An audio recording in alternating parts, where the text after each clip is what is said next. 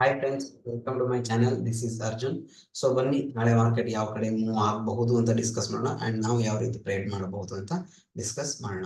So ಮೊದಲು ನಾನು bank Nifty open ಮಾಡ್ತೀನಿ, ಯಾಕಂದ್ರೆ ಎರಡು ಲೈನ್ಸ್ ಗಳನ್ನ ಆಲ್ರೆಡಿ ನಾನು ಹಾಕಿಟ್ಟಿದ್ದೀನಿ ಇದರಲ್ಲಿ. ಹಾಗಾಗಿ ಸೊ ಕಂಪ್ಲೀಟ್ಲಿ 2 days ಇಂದ ಮಾರ್ಕೆಟ್ ಇದೇ ಝೋನ್ ಅಲ್ಲೇ ಇದೆ. Okay, so according to me ಇವಾಗ ನೋಡಿ ಎಷ್ಟು ಟೈಮ್ ಅದು ಬಂದು ಹೋಗಿದೆ ಈ ಝೋನ್ ಅಲ್ಲಿ.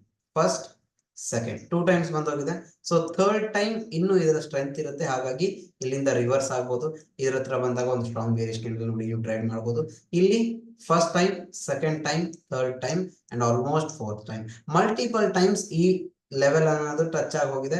ಅಕಸ್ಮಾತ್ ಈ ಲೆವೆಲ್ ಬ್ರೇಕ್ ಆದ್ರೆ ಈಸಿಲಿ ರೀಟೆಸ್ಟ್ ಆದ ನಂತರ ನಾವು ಸೆಲ್ಲಿಂಗ್ ಅಪಾರ್ಚುನಿಟಿ ನೋಡಬಹುದು ಅಂಟಿಲ್ ದಿಸ್ ಪಾಯಿಂಟ್ ವರೆಗೂ. 51,200 ಬ್ರೇಕ್ ಆದ್ರೆ ಎಲ್ಲಿವರೆಗೂ ಮೇಲ್ಗಡೆ ಹೋಗ್ಬೋದು, ಕೆಳಗಡೆ ಹೋಗ್ಬೋದು. 50,800 or 700 ವರೆಗೂ ಬರೋ ಚಾನ್ಸಸ್ ಇರುತ್ತೆ. So we can go for selling opportunity. Okay, so ಅಕಸ್ಮಾತ್ ಮಾರ್ಕೆಟ್ ಫ್ಲಾಟ್ ಓಪನ್ ಆಯ್ತು ಇಲ್ಲೇ ಅಂದ್ರೆ it is option sellers day. ಮೇಲ್ಗಡೆ ಇರೋ ಕಾಲ್ ಆಪ್ಷನ್, ಕೆಳಗಡೆ ಇರೋ ಪುಟ್ ಆಪ್ಷನ್ ಅನ್ನ ಸೆಲ್ ಮಾಡಿ with help of hedging. So margin amount ಅನ್ನ ರೆಡ್ಯೂಸ್ ಮಾಡಿಕೊಂಡು ನೀವು ಅದನ್ನ 2.5ವರೆಗೂ ಹೋಲ್ಡ್ ಮಾಡಬಹುದು. ಡನ್. ಇದು ಬ್ಯಾಂಕ್ ನಿಫ್ಟಿಯಲ್ಲಿ ಯಾವ ರೀತಿ ನಾವು ಟ್ರೇಡ್ ಮಾಡಬಹುದು ಅಂತ. ಓಕೆ, ಸೊ ನಿಫ್ಟಿಯಲ್ಲಿ ನೋಡೋಣ.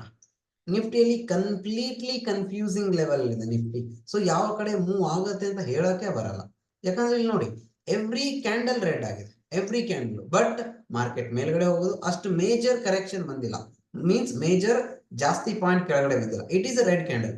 ಓಕೆ, ಇಲ್ಲಿಂದ ಈ 9 ಕ್ಯಾಂಡಲ್ ಅಲ್ಲಿ ಇರೋದು ಒಂದೇ ಗ್ರೀನ್ ಕ್ಯಾಂಡಲ್. ಇವೊಂದು ಮಾರ್ಕೆಟ್ ಮೇಲ್ಗಡೆ ಹೋಗಿದೆ. ಸೊ ಇಂಟ್ರಾಡೇದಲ್ಲಿ ನಮಗೆ ಸೆಲ್ಲಿಂಗ್ ಅಪಾರ್ಚುನಿಟಿಗಳು ಸಿಗ್ತಾ ಇದೆ, ಬಟ್ ಓವರ್ ಆಲ್ ಮಾರ್ಕೆಟ್ ಮೇಲೆ ಹೋಗ್ತಾ ಇರೋದು ಮೇಲ್ಗಡೆ. ಸೊ ಇಟ್ ಮೀನ್ಸ್ ಸೆಲ್ಲರ್ಸ್ ಜಾಸ್ತಿ ಸ್ಟ್ರಾಂಗ್ ಇಲ್ಲ ಅಂತ ಅರ್ಥ. ಸೊ ಹಾಗಾಗಿ ನಾವೇನ್ ಮಾಡ್ಬೋದು, ಸ್ಟಿಲ್ ಬೈಯಿಂಗ್ ಅಪಾರ್ಚುನಿಟಿಯನ್ನ ನೋಡೋದೇ ಬೆಟರ್. ಸೊ ಯಾವಾಗ ಈ ಲೆವೆಲ್ ಬ್ರೇಕ್ ಆಗತ್ತಲ್ವಾ, ಈ ಸ್ವಿಂಗ್ಸ್ ಗಳು ಬ್ರೇಕ್ ಆಗತ್ತಲ್ವಾ, we can go for buying opportunity. ಅಕಸ್ಮಾತ್ ಈ ಝೋನು ಬ್ರೇಕ್ ಆಯ್ತು ಅಂದ್ರೆ 23,400 ಬ್ರೇಕ್ ಆಗಿ ಸಸ್ಟೇನ್ ಆಗ್ತಾ ಇದೆ, ಮಾರ್ಕೆಟ್ ಟೈಮ್ ಅನ್ನ ಅಲ್ಲಿ ಸ್ಪೆಂಡ್ ಮಾಡ್ತಾ ಇದೆ ಅಂದ್ರೆ, ಸೊ ದೆನ್ ಓನ್ಲಿ ನಾವು ಸೆಲ್ಲಿಂಗ್ ಅಪಾರ್ಚುನಿಟಿಯನ್ನ ನೋಡ್ಬೋದು. So until and unless we can't see selling opportunities. So ಈ ಲೆವೆಲ್ ಬ್ರೇಕ್ ಆಗ್ಬೇಕು, ಈ ಲೆವೆಲ್. ಓಕೆ, ಈ ಲೆವೆಲ್ ಬ್ರೇಕ್ ಆಗಿ ಕೆಳಗಡೆ ಮಾರ್ಕೆಟ್ ಸಸ್ಟೇನ್ ಆಗ್ಬೇಕು. ಓಕೆ, ಸೊ ಇಲ್ಲಿ ನೋಡಿ, ಇಲ್ಲೊಂದು ಟ್ರೆಂಡ್ ಲೈನ್ ಇದೆ. ಸೊ ಈ ಟ್ರೆಂಡ್ ಲೈನ್ ಇಲ್ಲಿ ಬ್ರೇಕ್ ಆಗಿದೆ. ಸೊ ನಾವು ಈ ಲೆವೆಲ್ ಬ್ರೇಕ್ ಆಗ್ಬೇಕು.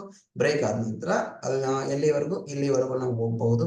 ಓಕೆ, ಸೊ 23,240 ಈ ರೀತಿ 200, ಸೊ ಅರೌಂಡ್ 200 to 300 ಪಾಯಿಂಟ್ಗಳನ್ನ ನಾವು ನಿಫ್ಟಿಯಲ್ಲಿ ಕ್ಯಾಪ್ಚರ್ ಮಾಡ್ತೀವಿ. ಡನ್.